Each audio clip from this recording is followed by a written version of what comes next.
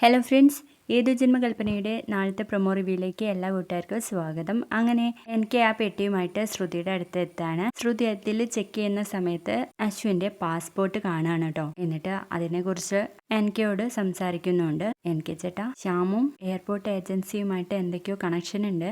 എനിക്കാകെ പേടിയാവുന്ന എനിക്ക് ചേട്ടാ എന്ന് പറയുമ്പോൾ എനിക്ക് പറയും, ശ്യാമിന്റെ പിന്നാലെ പോയാലേ നമുക്ക് കാര്യങ്ങൾ കുറച്ചുകൂടി പിടികിട്ടുള്ളൂ എന്ന് പറയണേ. അതിനുശേഷമാണെങ്കിൽ നമ്മുടെ ശ്രുതി വന്നിട്ട് അഞ്ജലിയുടെ കയ്യിൽ നിന്ന് കാശ് ചോദിക്കുന്നുണ്ട്. അത് ഒളിഞ്ഞു നിന്ന് കേൾക്കാണ് ശ്യാം.